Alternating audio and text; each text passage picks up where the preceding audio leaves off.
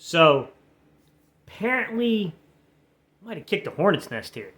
So we talked about Jonathan Gannon and the defense's performance in the post-game show. With that said, I want to talk generalizations here because, just be honest, guys, without film and without the advanced analytics, which we really won't know until later tomorrow, it's a little bit of gut instinct here, guys. I don't have film and I do not have data to kind of back up some of the statements. I'm just going to give gut instincts of kind of the way I perceived what I saw without seeing the film yet, without seeing the analytics yet. But all right, y'all, let's get into it.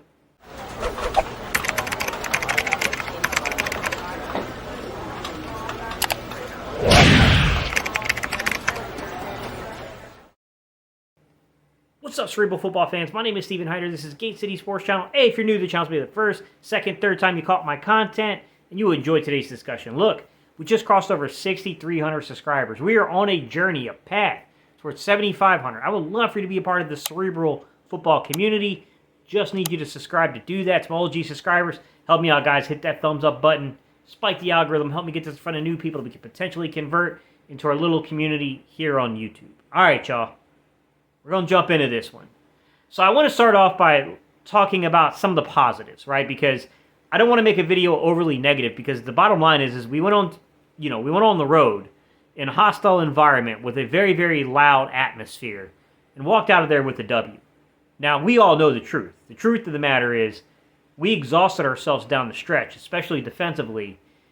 And to be honest, it got a little scary at the end of that game. I don't think anyone with any kind of rationality is going to argue the opposite of that. I mean, they're just not reasonable if they're trying to. With that said, the positives kind of start off with the adjustments that were made after the first drive, right? I mean, I thought Jonathan Gannon did a really good job making those adjustments after the first drive to kind of get engaged into the running game and start shutting it down. But then the fourth quarter happened. And that's a problem. I think a lot of us get the sense that he went prevent a little too early. It almost felt like he was surprised that coming out of the second half of the football game, it shocked him that the Detroit Lions kept running the ball. But it's like, although we were up 17 points, there's still a lot of time left on the clock. And I do think that Detroit's a little different from other football teams, right? I think that Jonathan Gannon's approach would have worked on a lot of different teams because a lot of different teams would have definitely defaulted and thrown the ball more down 2 scores. But the Lions are a little unique in that sense, so where they're going to stick to what it is that they do. Right? We can relate. The Eagles kind of had to do that down the stretch too.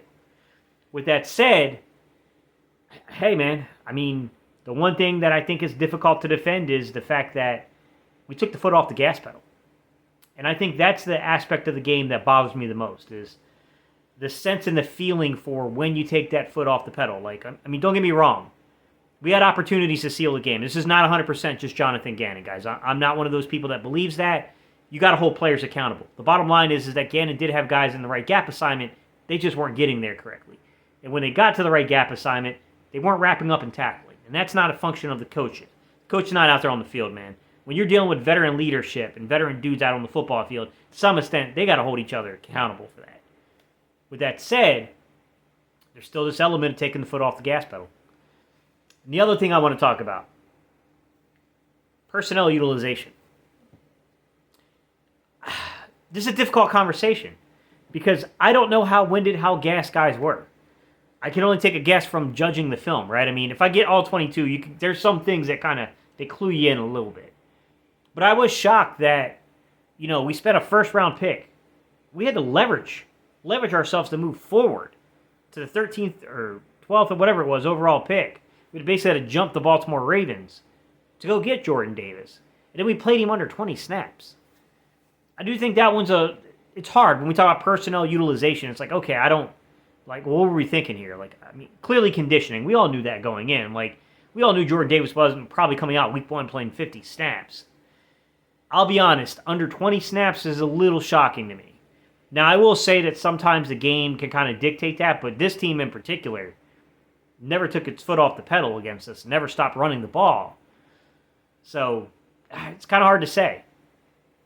The other aspect of things that I'll say is that I thought he was very aggressive in the first half of the football game. I thought he brought the blitz. I thought that was kind of nice to see from Gannon. That, he's understanding that for whatever reason, we're not getting pressure. our front four is not, it's not doing it this game. And I'm hoping that was just a temporary little glitch here and that Reddick, guys like Sweat and Hargrave, these dudes that we invested a crap ton of money in, these dudes start to produce for us. But I will say that in the first half of that football game in particular, especially after the first drive, they started bringing some zone blitz concepts here. It was kind of nice to see Gannon do that. That was definitely a switch up. I didn't expect that from him. I definitely knew we would probably blitz a little more than we did last year, but I thought he kind of was like, oh, okay, like he's showing some unique looks, man. He's got nickels coming, he's got safeties coming, he's got a nice little mix up here. I mean, there's definitely some elements to this. It's like, okay, this is a little different here. But once again, took the foot off the gas pedal.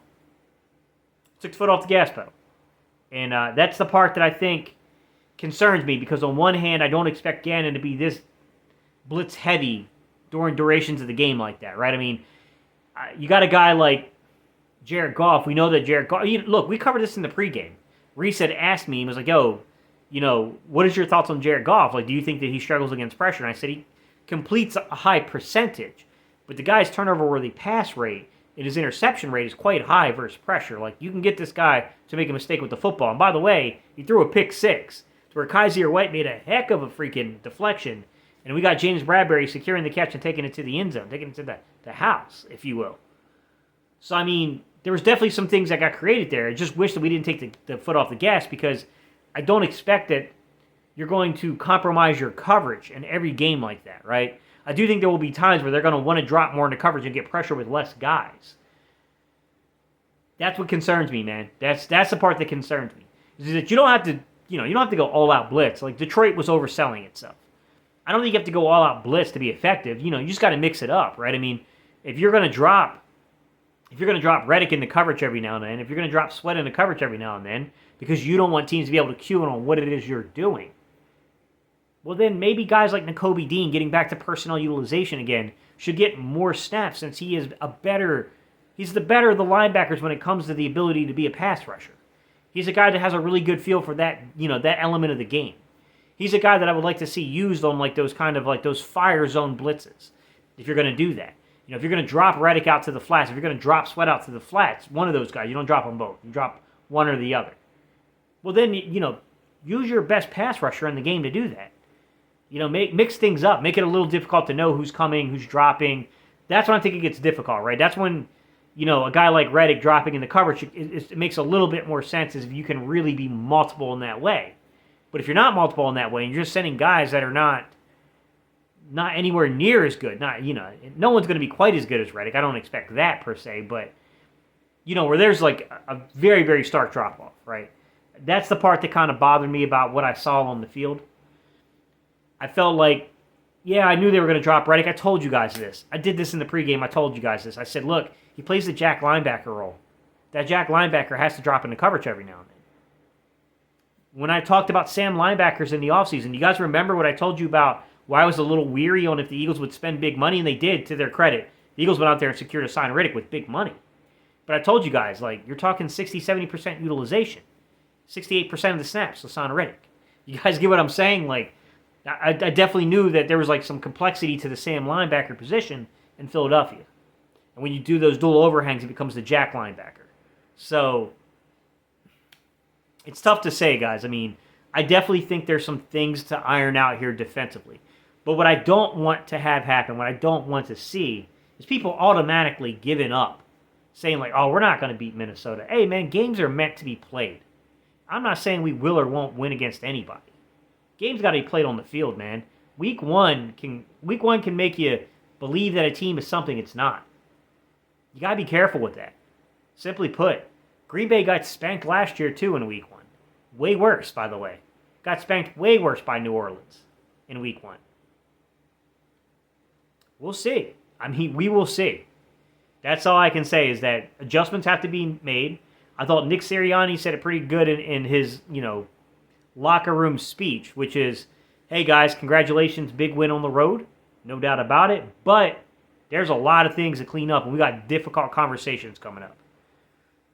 Difficult conversations about this defense, guys, about utilization, about taking our foot off the gas pedal, right? I thought the coverage was quite good. Man, gap integrity. The gap integrity for run support. It's got to be better. it's one thing to be out physical and to give Detroit's offensive line credit. They're good. But it was also like the lack of like, accountability for the gap you're supposed to be playing. That's got to change, guys. That's the part of this that I think absolutely must change. All right, y'all. I appreciate y'all so much. Leave your comments down below and let me know what you think. I'm not giving up on the defense. There's a lot of good players on this defense. It was a shaky start, guys, right? I mean, we gave up a touchdown on the opening drive. Then we seemed to, kind of get it together. I think we sent them to 3 or 4 3-and-outs in a row. I mean, we seemed to have the momentum. It looked like Gannon made some adjustments and was doing things, and then we took our foot off the pedal, and this game became way tighter than it should be. And listen, I'm not here to come at people for criticizing the foot coming off the pedal.